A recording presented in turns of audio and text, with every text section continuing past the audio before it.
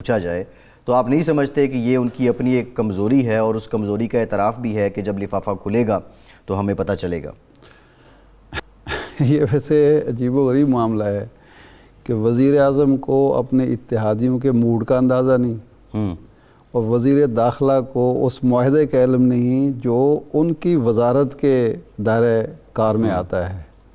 یہ عجیب ہی معاملہ ہے، ویسے ناقابل فہم ہے۔ کل کو پتہ چلے گا کہ جی اور بھی بہت ساری چیزیں جو ہیں وہ نام وزیر اعظم کو پتہ ہے۔ ویسے میں نے پوچھا تھا ایک پرائم منسٹر کے مشیر سے جی کہ جناب یہ جو مذاکراتی کمیٹی بنی شاہ محمود قریشی صاحب اور علی محمد خان صاحب اور اسد قیصر صاحب، یہ کہاں بنی؟ تو وہ مسکرانا شروع ہو گئے اور مسکراتے ہی چلے گئے۔ تو میں نے کہا بتا دیں کہ یہ تو آپ مزید مخمصے میں، وہ انہوں نے کوئی جواب نہیں دیا۔ تو میرا خیال ہے شاید وہ بھی شیخ صاحب کی طرح انہوں نے یہ تو نہیں کہا کہ میں الفیہ کہتا ہوں مجھے علم نہیں، لیکن وہ مسکرا کے ٹال گئے۔ تو اب اگر کمیٹی کی تشکیل کا بھی کسی کو نہیں پتا، معاہدہ کے بھی کسی کو نہیں پتا، اور وزیر داخلہ کو، اور دیکھیں شیخ صاحب کا جو معاملہ ہے نا، وہ صرف یہ نہیں کہ وزیر کے طور پر باخبر ہیں، وہ یہ کہتے ہیں کہ میرا چونکہ لال حویلی اس دائرہ کار میں ہے جہاں کا جو خاکروب ہے اور جہاں کا وہ جو ہوتا ہے کسی گھر میں کام کرنے والا خان صاحب ہے، وہ بھی بڑا باخبر ہوتا ہے۔ جی تو وہ تو ویسے ہی باخبر آدمی ہیں، اگر ان کو نہیں پتا تو پھر کسی اور کو کیا پتا ہوگا۔ بخاری صاحب بھی پنڈی سے ہیں، اسلام آباد سے ہیں۔ یہ بخاری صاحب سے پوچھتے ہیں کہ جناب بات یہ ہے، کل جو اجلاس ملتوی ہو گیا، حکومت یہ کہہ رہی ہے کہ اپوزیشن کی درخواست پر اجلاس ملتوی ہے، ورنہ ہم تو تلے ہوئے تھے، ہم نے تو منظور کرا لینی تھی اصلاحات بھی اور جو مشینی ووٹنگ وغیرہ، آپ نے کیوں نہیں کرنے دیا جی؟ شکریہ عباس صاحب اور ارشاد صاحب۔ گزارش یہ ہے کہ بزدل میدان چھوڑ کے بھاگا کرتے ہیں۔ اچھا، اور یہ بزدل تھے اور اب جواز ڈھونڈ رہے ہیں، بلکہ یہ جواز ڈھونڈا ہے انہوں نے کہ جی اپوزیشن نے درخواست کی۔ بھئی جب اپوزیشن کو یہ یقین ہو کہ ہم اپنے موقف پہ ڈٹے ہوئے ہیں اور اپنے اس سارے امتحان میں سرخرو بھی ہوں گے اور ہم کامیاب بھی ہوں گے ان کو ڈیفیٹ کرنے میں جوائنٹ سیشن میں، تو وہ پھر کیوں درخواست کریں گے ملتوی کرنے کی؟ اور دوسری بات یہ ہے کہ بخاری صاحب کیا اپوزیشن کو یقین تھا کہ یہ منظور گورنمنٹ نہیں کرا پائے گی اور اپوزیشن جیت جائے گی ووٹنگ میں؟ دیکھیں ہمیں یقین تھا اپنی کامیابی کا اور ان کو یقین تھا اپنی ناکامی کا۔ اچھا، اور اس لیے انہوں نے اجرت میں بلائے ہوئے اجلاس کو اجرت میں ملتوی کر دیا۔ گزارش یہ ہے کہ آپ یہ دیکھیں کہ جو لیجسلیٹو ہسٹری ہے اس میں گورنمنٹ بل جو ہوتا ہے اس کو گورنمنٹ نے انشور کرنا ہوتا ہے کہ اس کو دونوں ہاؤسز سے پاس کرائے یا اس کو جوائنٹ سیشن میں پاس کروائے۔ اور جب ان کو یہ نظر آیا کہ جو عشائیہ دیا جوائنٹ سیشن سے پہلے ایک دن اور اس میں ان کی تعداد پوری نہیں تھی، اور پھر یہ کیوں کہتے ہیں اپوزیشن نے کہا، ان کے اپنے اتحادی کہہ رہے ہیں کہ طارق بشیر صاحب کی سٹیٹمنٹ ہے، ایم کیو ایم کے منسٹر کی سٹیٹمنٹ ہے کہ ہمیں آن بورڈ ہی نہیں لیا گیا اس لیجسلیشن پہ اور ہم ووٹ دینے کو تیار نہیں تھے ان کو۔ تو جب ان کو یہ نظر آ گیا کہ ان میں ڈسینٹنگ وائسز ہیں ان کی ٹریجری بینچز میں، ان کے اتحادیوں میں، تو ان کو ناکامی سیدھی نظر آ رہی تھی۔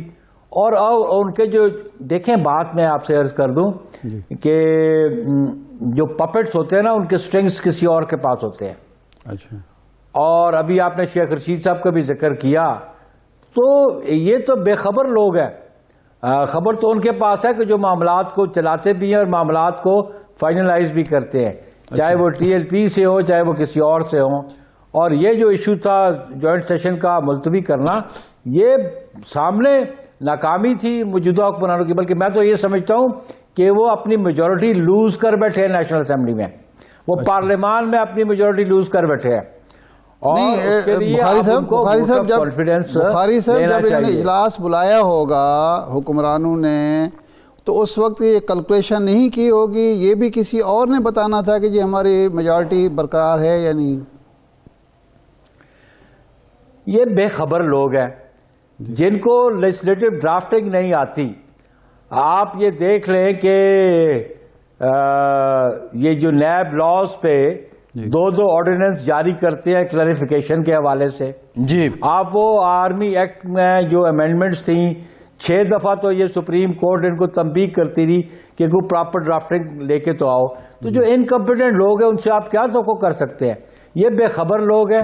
بخاری صاحب ایک سوال اور بھی ہے، وہ یہ ہے پچھلے دنوں آپ نوشہرہ میں تھے، پرویز خٹک صاحب کے بھتیجوں نے پیپلز پارٹی میں شمولیت اختیار کی. ابھی بہت زیادہ نام پرویز خٹک صاحب کا آ رہا ہے، لیکن پیپلز پارٹی کے ساتھ جو پرویز خٹک صاحب کا رابطہ ہے وہ کس نوعیت کا ہے، اور یہ جو ان کے بھتیجوں کی شمولیت ہے یہ کوئی سمبولک تھا؟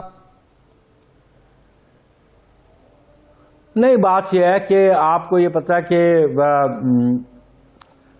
پرویز خٹک صاحب کا جو ایشو کراپ اپ ہوا نوشہرہ پہ وہ ایک صوبائی سیٹ پہ تھا جی.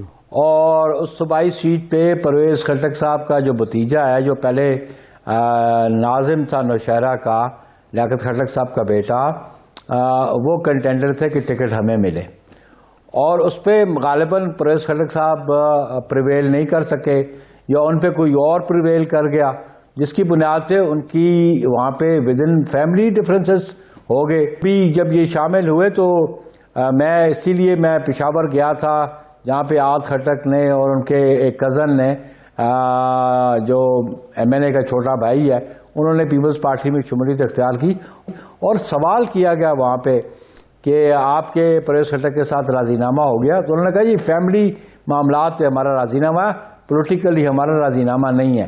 تو ہم یہ سمجھتے ہیں کہ بڑی ڈسینٹنگ وائسز ہیں پی ٹی آئی کے اندر بھی، اور پیپلز پارٹی اور پرویز خٹک کا راضی نامہ ہو گیا. بخاری صاحب، پیپلز پارٹی اور پرویز خٹک صاحب کا راضی نامہ ہے کہ کوئی ایسے امور جن پہ آپ کا اتفاق ہو؟